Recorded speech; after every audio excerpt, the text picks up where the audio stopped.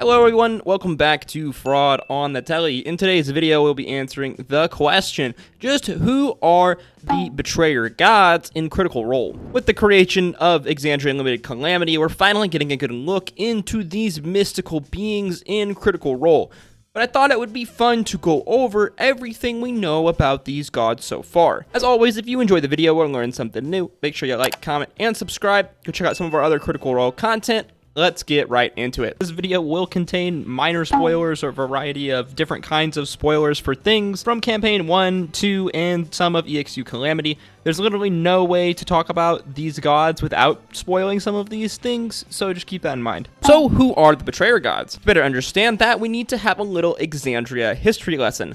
Long ago, the gods came to this world of Exandria. At the time, the Primordials ruled this world, but they allowed the gods to make it their home. Mortals were created, and as time passed, they would come to worship these gods for the gifts they have bestowed upon them. The Primordials, though, believed these gods have overstepped their boundaries by granting these mortals access to divine magic. Some of the gods, believing their oath was to the Primordials, who ruled this land long before they had ever arrived, decided to side with them. While others, whose creations have been shunned by the mortals, also sided with the Primordials out of spite. These gods who then sided with the Primordials in the Schism would become known as the Betrayer Gods. After the Schism ended, they would all be imprisoned until their eventual release in the Calamity. So who are these evil baddie gods? Fans of fantasy and D&D probably recognize a few of their names. First, Lolth the Spider Queen, the evil goddess of deceit and shadows. And you guessed it, spiders. Her holy symbol is that of a spider, as her physical form is that of a woman with dark purple skin, silver hair, bearing the lower body of a huge spider. It's said that Lolth was the creator of the Drow sometime in the early founding. They would come to be her most fervent worshippers, and in the Battle of the Calamity, many Drow would take up arms against their elven brethren. However, Lolth's foray into the Calamity would be short, as early on into the war, Cord would impale her into a cliffside, banishing her to the abyss. The Drow leaderless would flee into the dark caverns beneath the surface of the world into the Underdark. Over time, many of these Drow would forego the worship of Lolth, instead accepting a new being, the Luxon. Number 2, Bane the Strife Emperor. The deity of war and conquest, Bane is often depicted as a brutish ogre-like man dressed in black armor. Severed heads dangle from his belt, the conquest of his battles, and 2 yellow eyes pierce through the darkness of his helm. His followers oftentimes depict Bane as a member of their own race out of a sense of superiority. Bane's holy symbol is a flail of chains, each ending in shackles. Bane is credited with the creation of the goblinoid race by twisting and changing the former humanoid race of the Drenasar. Bane as well is responsible for the Curse of Strife on goblin kind, a curse that leads goblins into evil acts.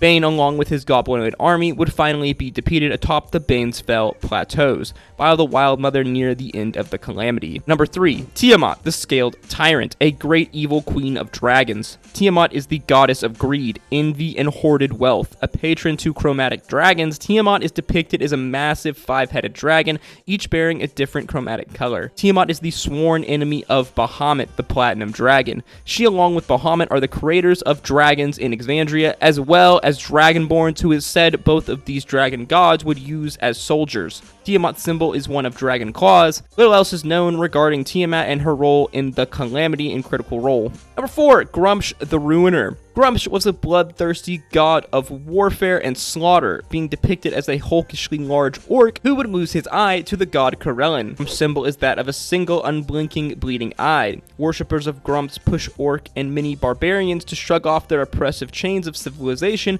and embrace their primal path. During the Calamity, Gruumsh created a horrible weapon, one of the arms of the Betrayer, a spear called Ruin's Wake. It was said this spear was crafted from the bones of an ancient gold dragon, and it was then instilled with the life force of a bloodthirsty battlelord. It is believed that orcs were created from the blood of Gruumsh's eye that then spilled upon Corellin's elf soldiers, mutilating them into orcs.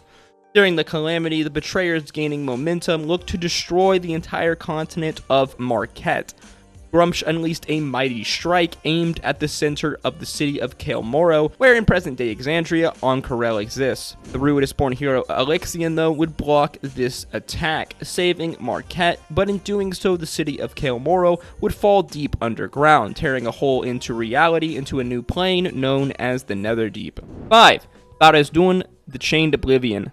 The mad deity of death and trickery, Tharizdun is depicted as a spreading of clouds, black like an inky fluid, filled with teeth, malice, and hatred. Tharizdun is quite different from the other gods, and it is said Tharizdun is not capable of complicated thought. The god is then seen as a primal force seeking pure destruction. It will oftentimes manipulate the minds of mortals, showing what they desire to twist them into achieving Tharizdun's end. Tharizdun's holy symbol is depicted as a 7-pointed star made of chains. Tharizdun would be defeated and sealed within the abyss, but at great cost. Ioun would lure the mad god to her central temple in order for Pelor and the others to bind the betrayers with the prime trammels. In the process, though, Ioun herself would become greatly injured, and her central temple would seep deep within the ground. It is said 6 divine shackles hold the chained oblivion in his prison in the abyss.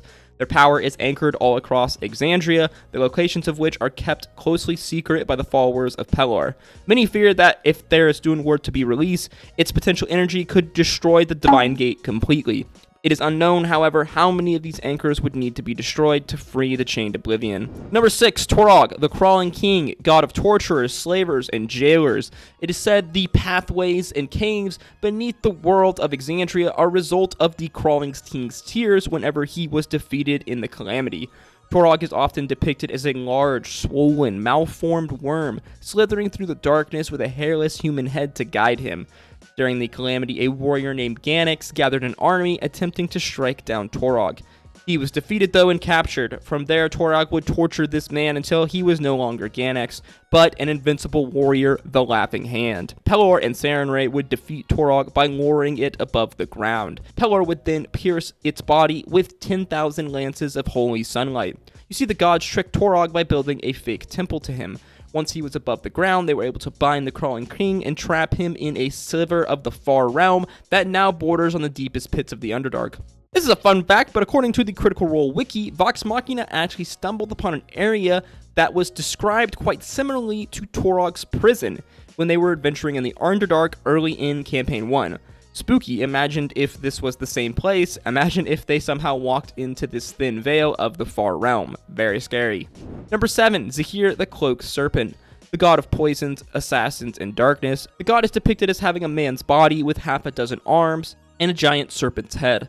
As such, it's only right he is the creator of snakes and Yonti, aka snake people. Its symbol is that of a golden serpent. Early on in the Calamity, a group of Zehir's followers invaded the vault of Sharuma, a holy temple in the mountains of Marquette, killing everyone and claiming the temple for themselves. Zehir supposedly hates the gods Arathis and the Wild Mother. As he is a lover of chaos, they stand for everything that he hates. Pretty interesting considering that all of these gods are siblings, but hey, what do I know? Zehir is the creator of Uk'otoa, a great leviathan, who a certain character Ford is all too familiar with. After Zehir's banishment, Uk'otoa would be left rulerless, and over time began demanding those who entered its waters to worship him as a god. This would anger Zehir, who then sent its followers to punish the leviathan, stealing it away. Number 8, our final god, Asmodeus, the Lord of the Nine Hells. Asmodeus is the ruler of the Hells, god of devils, tyranny, and domination. The father of lies and king of deceivers, Asmodeus relishes in corrupting mortal souls. The Lord of the Hells symbol is a crown of spike onyx with curved horns. Once a celestial and angelic-like being, Asmodeus is commonly depicted as a handsome humanoid with red skin, long black hair, and 2 curling horns. He often appears before mortals, resembling the most beautiful face they've ever seen. According to Asmodeus, he and his god brethren arrived in Exandria. From there, they began to shape this world, filling it with their creations.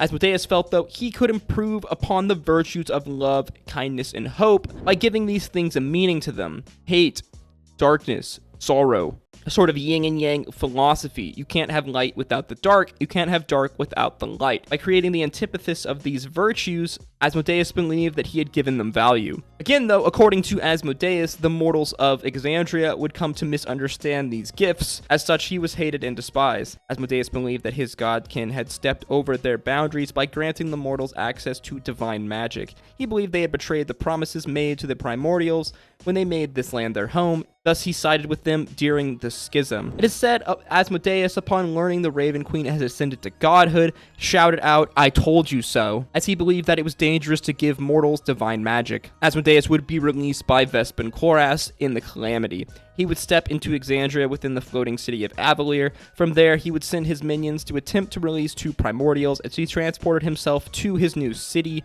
Gordranus. There, he would meet his brother Gruumsh. The two then would lead a surprise attack on Vasselheim, beginning the Calamity. Asmodeus' intentions are not to take revenge on his godkin in the Calamity, but destroy all the mortals that they cherish. According to him, it was these mortals who corrupted his brethren, so they must be punished. Upon stepping into Exandria, Asmodeus would create a great weapon, an arm of the betrayer from the lithe forth of an Aranyes. This mace would be known as the Mace of the Black Crown. Presumably, Xerxes and Lores would become its first wielder and champion of the Lord of Hells.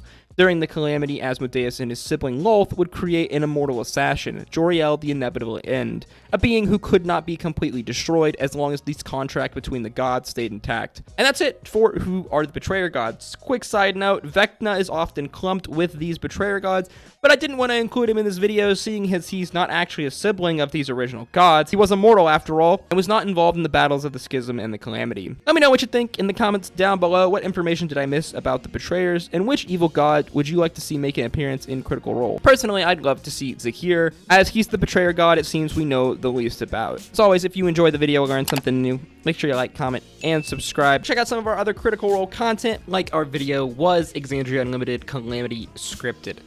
As always, I hope to see you in the next video. Stay safe out there. Peace, love,